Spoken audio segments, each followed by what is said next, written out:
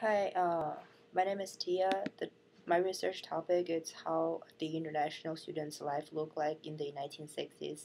The reason I'm interested in this topic is because I'm an international student and I'm curious about without Skype and the Wi-Fi services and all the technology we have now, um, and how could how could they survive, and also given the political involvement in the 1960s under the background of Korea War and Cold War, would there be any students from communism countries, and was OSU a welcoming place for foreign students?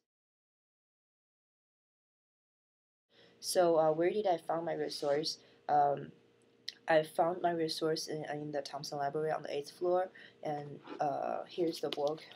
And the title of the book is The Fawcett Years from 1956 to 1972. Fawcett is the president served during that period of time. Uh, so the biggest aspect of OSU being a friendly environment for international students uh, exhibited in its large international student population. The year of the President Fawcett assumed office, during these years, the average total students enrolled was around 20,000. In 1957 to 1958, 512 students were enrolled from 65 different foreign countries. Among them, India had 81, Republic of China had 45, and South Korea has 33.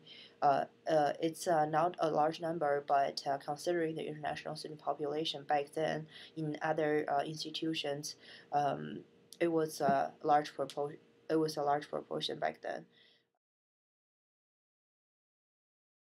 Besides allow foreign students to attend, a lot of special services and social events are provided for international students at OSU during the 1960s. Um, Beginning in the autumn of 1958, the orientation that designed particularly for international students started.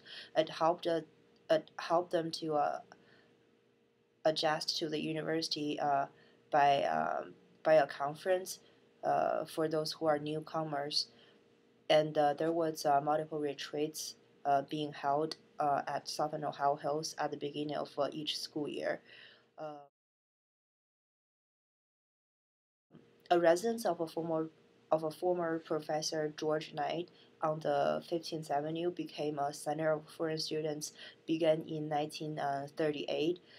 It was first an international house for only men, but and on Friday nights beginning in 1958, it became a gathering place for both female and male students, international students.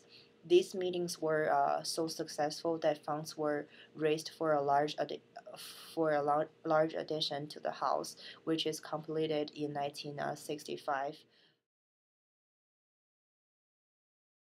From time to time, international fairs were held in the Ohio Union, and representatives of many lands were asked to provide appropriate ex- exhibits relating to their native lands.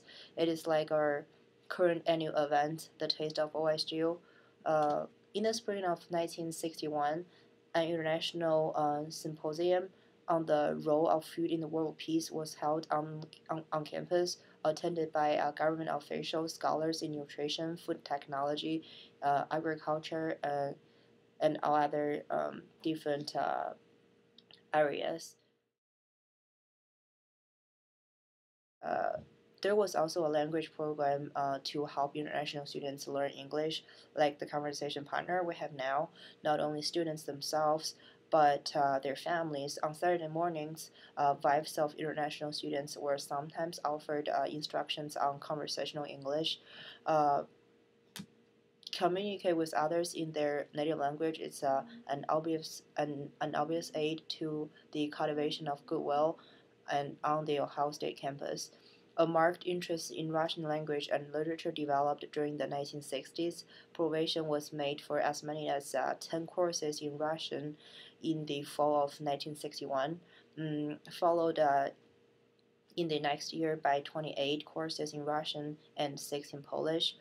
Courses in Chinese, Japanese, and other languages also received much attention. In 1962, Lourdes Hernandez of the Philippines was chosen homecoming queen. This shows that foreign students were included and truly involved in those popular social activities. Um,